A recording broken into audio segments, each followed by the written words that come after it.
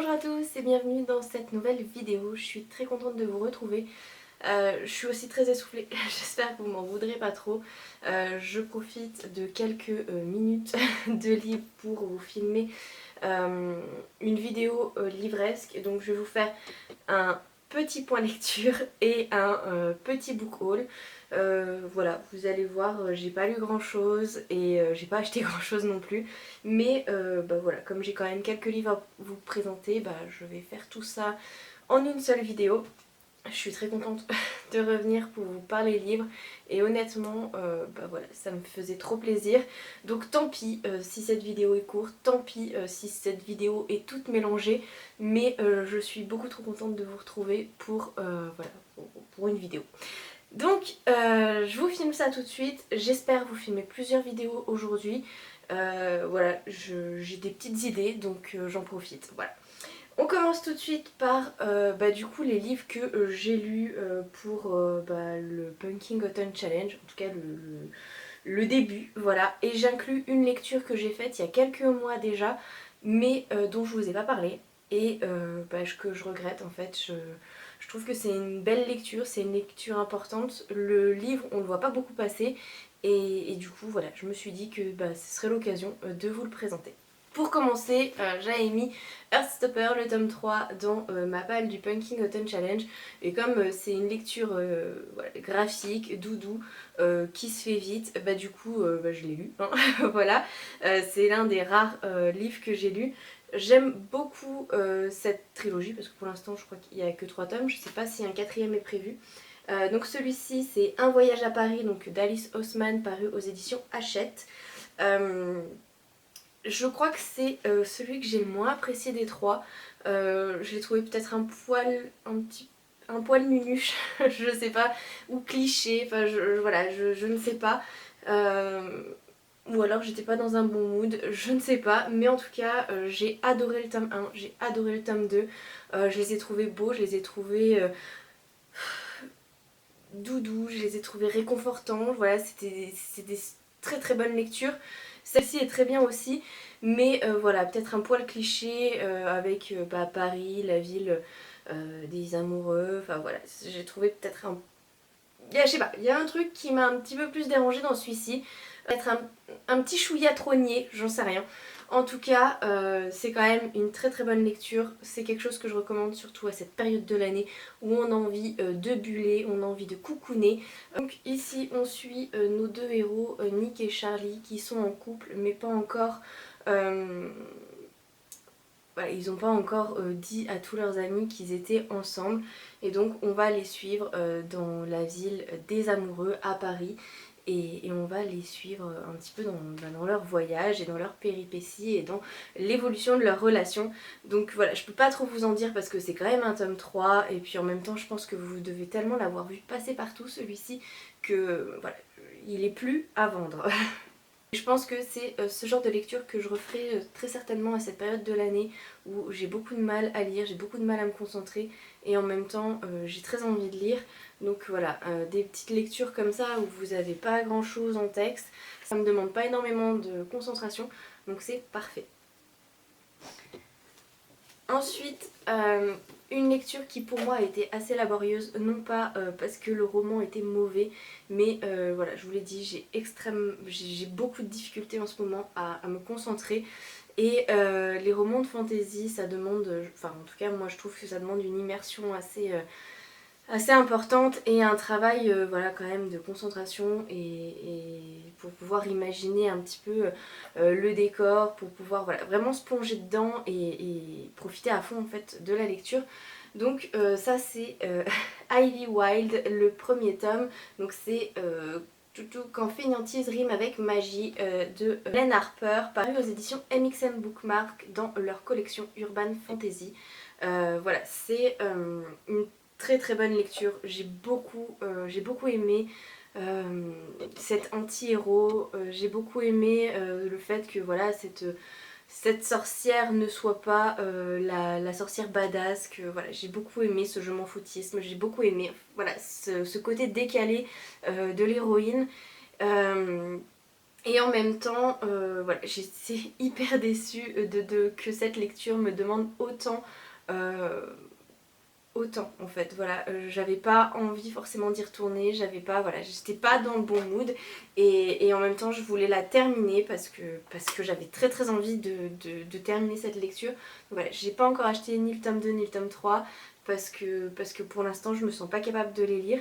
Mais en même temps, je vous les recommande vraiment chaudement parce que c'est un roman avec une héroïne dont on ne voit pas souvent les traits. C'est très rigolo, c'est très léger, ça vaut le détour. Donc vraiment, je vous la recommande vraiment, vraiment chaudement. Et n'hésitez pas, c'est pas parce que moi j'ai eu énormément de mal, je pense que c'est ma grossesse qui fait que j'arrive pas à me concentrer parce que pour tout c'est comme ça, quand j'étais au boulot c'était pareil, beaucoup de mal à me concentrer, je devais vérifier 50 000 fois ce que je faisais. Voilà, c'est quand même une très très bonne lecture et je vous la recommande. Donc ici on suit une jeune sorcière qui a été renvoyée du monde magique, de l'endroit où elle étudiait, parce que elle est accusée d'avoir fait une bourde qu'apparemment elle n'avait pas commise. Du coup c'est elle qui a porté le chapeau. Et par un malencontreux accident, elle va se retrouver liée avec un sorcier très très puissant et reconnu dans ce monde magique.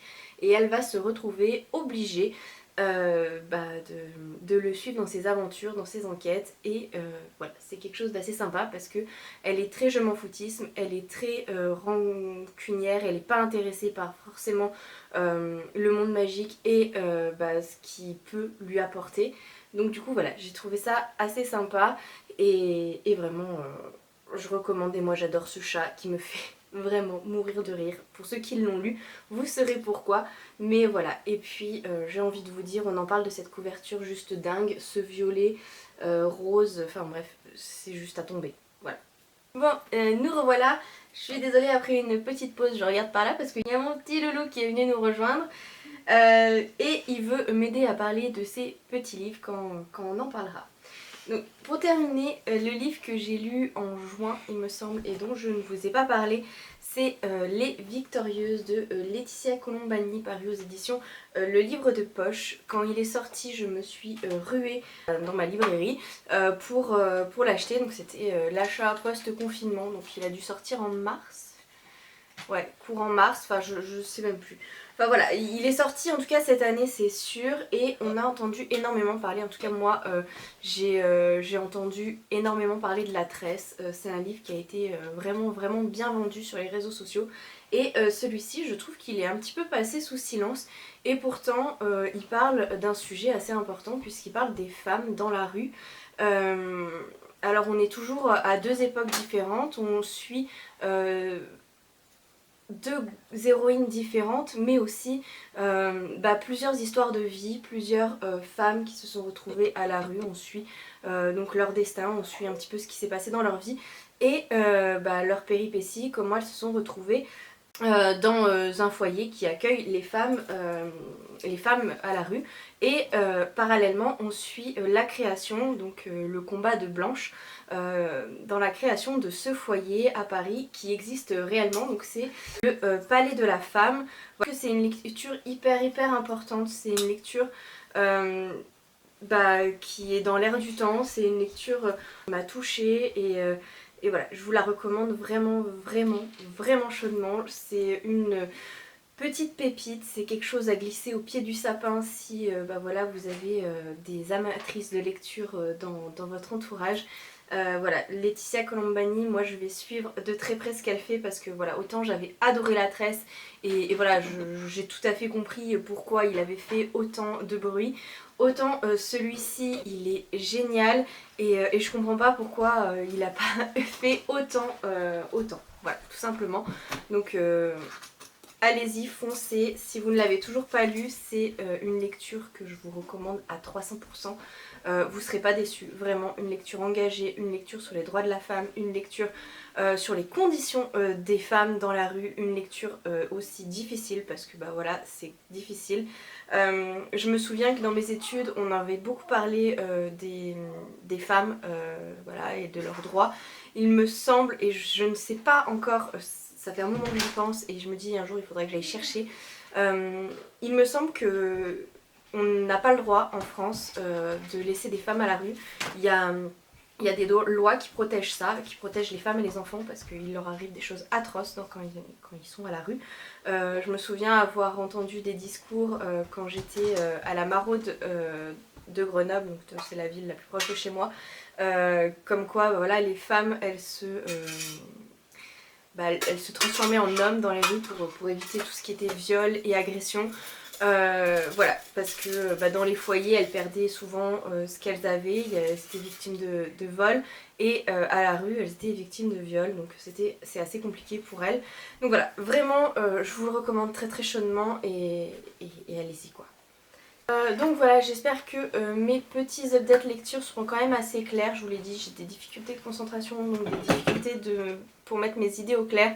C'est la première fois que j'ai à organiser un petit peu mes points lecture parce que voilà, à les préparer, à les organiser, parce que j'arrivais pas à le faire de manière autonome comme ça en me lançant devant la caméra, donc j'espère que ça ira et que ça vous conviendra. On va passer au petit livre que j'ai acheté ce mois-ci. Il y a pas mal pour mes loulous et il y en a eu deux pour moi, donc j'ai acheté le tome 6 de l'Atelier des Sorciers que j'ai lu. Là. Il est juste là parce que voilà, il est magnifique, il est toujours aussi bien. J'ai pas envie de vous rabâcher les oreilles encore et encore avec mes sagas en cours. Voilà, si je dois les arrêter, là je vous en ferai un point. Si vraiment il y a un gros truc, là aussi je vous en ferai un point. Mais voilà, celle-ci c'est j'ai envie de vous dire, là encore, quelque chose qui est hyper vendu sur les réseaux, donc je pense que je vous apprends rien en vous disant que c'est génial. Voilà. Ensuite, on reste dans ce qui est pour moi et on reste dans les mangas. J'ai acheté How Colorful Day de Jangoro Tagam, pareil aux éditions Akata. J'ai écorché complètement ce nom. Bref, je suis désolée. J'ai acheté ce manga parce que c'est l'auteur de la série Le mari de mon frère que j'ai adoré. C'est une saga de manga, vraiment si vous devez en lire qu'une seule, allez-y, foncez sur celle-là. Là encore je trouve qu'elle n'est pas très présente sur les réseaux, qu'elle n'est pas assez vendue, mais voilà, c'est vraiment une super série de mangas, je la trouve extrêmement intelligente, je la trouve très bien faite. Je trouve que les dessins sont géniaux, enfin voilà, c'est vraiment une bombe atomique. Donc je vais me plonger dans cette nouvelle saga, apparemment c'est une saga en 3 tomes. Et là encore on est sur le sujet de l'homosexualité, donc voilà, j'ai très hâte de me plonger là-dedans encore. Pour vous montrer un petit peu à quoi ressemblent les graphismes, ils sont comme ça. Voilà, dans son autre saga, il y avait des petits passages sur la culture gay et j'ai trouvé ça extrêmement bien fait et très intelligent comme je vous le dis. Donc voilà, j'ai vraiment hâte de me plonger là-dedans et c'est quelque chose, enfin c'est un auteur, en tout cas sa première saga, je la recommande chaudement. D'ailleurs ma voisine va me la piquer incessamment sous peu et je suis très contente de pouvoir parler de cet auteur qui fait des choses assez géniales. Ensuite, et c'est plus que pour mes loulous, pour l'instant, donc j'ai acheté... et je leur ai acheté, voilà, j'aime bien en fonction des saisons, en fonction des thèmes, leur acheter quelques petits livres. Donc pour Lilian, et il a adoré, je lui ai acheté 2 livres sur le thème d'Halloween. Vous venez de ressentir un tremblement de terre parce que Lilian vient de voir ses bouquins. Attends 2 minutes, il faut que je...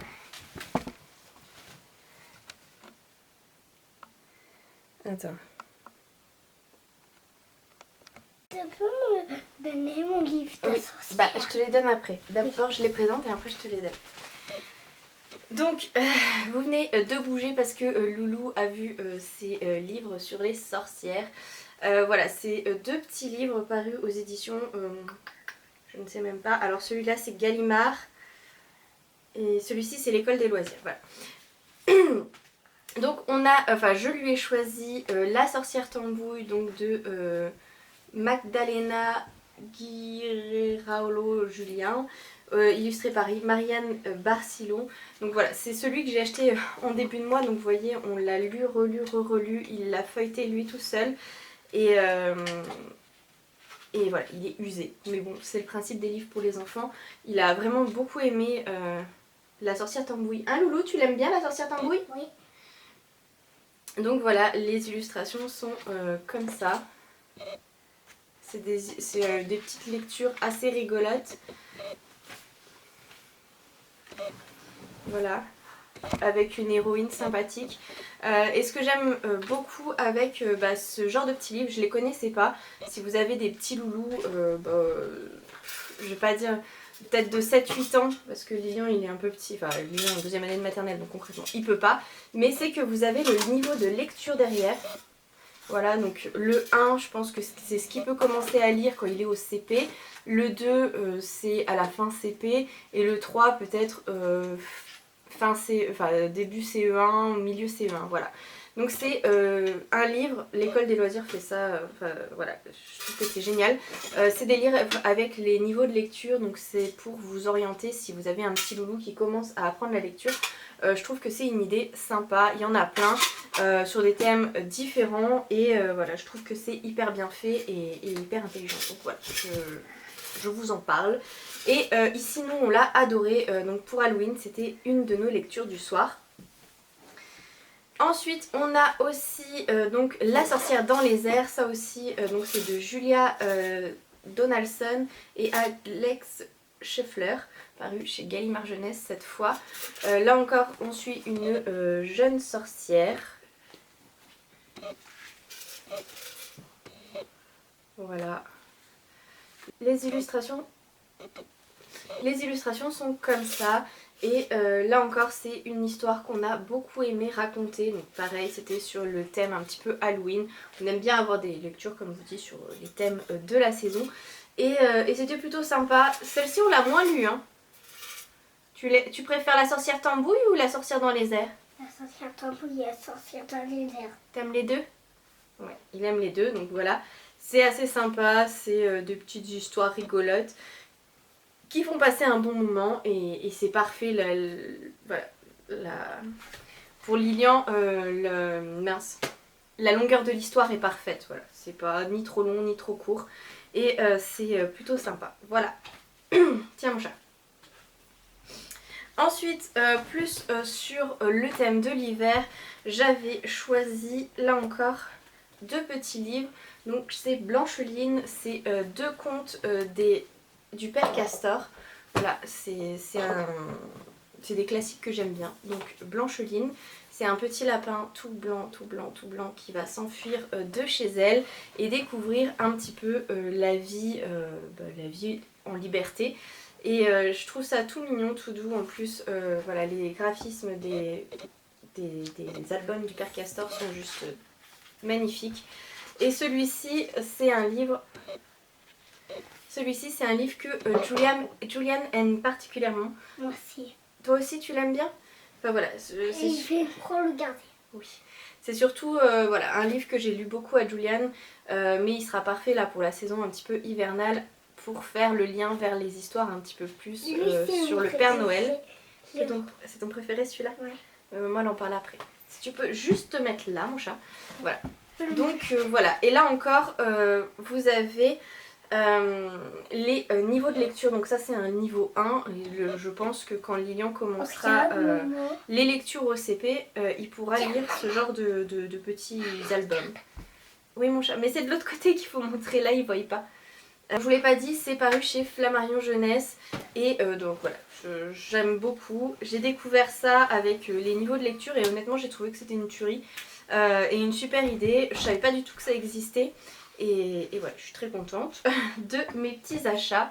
Et pour terminer, alors apparemment c'est le préféré de Lilian, c'est Les Bons Amis de Paul-François Gerda, par toujours un album du Père Castor. Et là encore on a des illustrations vraiment trop mignonnes. Celle-ci a une belle morale sur le partage et je trouve que c'est super sympa, voilà, pour les enfants. Et donc il est aussi chez Flammarion Jeunesse et il a rejoint notre bibliothèque ce mois-ci. Je suis très contente de ses achats et je pense que j'en ferai d'autres dans ses collections parce que Lilian, je pense que quand il va commencer à apprendre à lire, voilà, ce genre de petit livre ça sera parfait. Là encore hein, c'est un niveau 1 de lecture donc voilà. Il sera pas bien loin dans sa bibliothèque s'il a envie. Pour terminer, donc c'est pas un livre mais c'est un magazine. Donc c'est Pomme d'Api, c'est pareil, c'est le papa de Lilian qui lui a ramené ça un soir. Et j'ai trouvé ça super. Et d'ailleurs je pense que je vais abonner Loulou. C'est une super idée pour les cadeaux d'anniversaire quand voilà, les familles ne savent pas quoi offrir. Un petit abonnement comme ça au magazine, je trouve que c'est une super idée. Et en plus, donc celui-ci, je l'ai trouvé hyper bien fait parce que vous avez à l'intérieur des petites activités. Donc on en a déjà fait quelques-unes avec Chouchou. Voilà, vous avez du coloriage. Il y a des petites histoires comme ça. Des petits travaux d'écriture aussi. Voilà, il y a des autocollants. Et on a aussi des petites idées d'activités. Donc je pense que ça c'est quelque chose qu'on fera à Noël. Voilà, hop. Donc voilà, je trouve que c'est une super idée d'abonnement et j'aime beaucoup voilà, la façon dont est fait ce magazine. Franchement, j'en avais jamais acheté et je sais pas s'ils sont tous aussi bien et enfin, voilà, mais celui-ci est vraiment top. Voilà. Donc voilà, c'est tout pour cette vidéo, j'espère que ça vous aura plu. Je sais que j'ai parlé de beaucoup de choses, que tout était un petit peu fouillis. Voilà, j'espère que ça vous aura quand même plu et je vous invite à me dire si ce format vous convient. J'avais très envie de revenir, voilà, comme je vous ai dit, vous faire une petite vidéo et parler un peu avec vous de bouquins. Vous faire d'autres vidéos sur par exemple bah voilà, les petits achats que j'ai commencé à faire pour bébé 3. Je pense aussi vous faire des vidéos sur des idées voilà, pour Noël. Je pense vous faire différentes vidéos mais peut-être moins sur le thème de la lecture parce que pour l'instant j'ai pas le contenu pour faire ça. C'est triste, c'est dommage et ça me fout un peu les boules mais j'arrive pas à me forcer à lire de toute façon, voilà, je vous l'ai dit hein. Pour finir Ivy Wild ça a été assez compliqué pour moi. J'ai commencé, là je le vois, Je suis fille de rage. Mais c'est aussi assez compliqué, surtout que là un coup on est dans telle ville, un coup on est en telle année, un coup on est avec dans tel camp, un coup on est dans l'autre camp, enfin voilà, c'est assez difficile de suivre, voilà. Donc du coup c'est compliqué pour moi, donc je l'ai laissé de côté pour l'instant et j'y retournerai quand le cœur m'en dira. Pour l'instant j'aimerais bien commencer un thriller parce que on est début novembre et que du coup on est dans le Black November. J'avais prévu de le faire mais vu comme j'ai respecté mon Pumpkin Autumn Challenge, j'ai pas envie de faire une palle histoire de dire de faire une palle. Donc voilà, si j'arrive à sortir un thriller, et bah, je dirais que j'ai réussi à faire le Black November. Sinon bah tant pis, voilà, ça sera pour l'année prochaine j'espère. Et puis voilà, donc je vous invite à me laisser des commentaires, je vous invite à me dire voilà, ce que vous êtes en train de lire en ce moment, si vous participez à des challenges ou pas. Et puis voilà, je vous fais plein de gros bisous, j'espère que vous allez tous très bien et surtout j'espère que vous avez le moral dans cette nouvelle période de confinement qui arrive. Voilà, j'espère que tout va bien pour vous et que vous êtes tous et toutes en bonne santé, que vos familles aussi sont en bonne santé. Donc voilà, je vous fais plein de gros bisous et je vous dis à très bientôt. Salut, salut!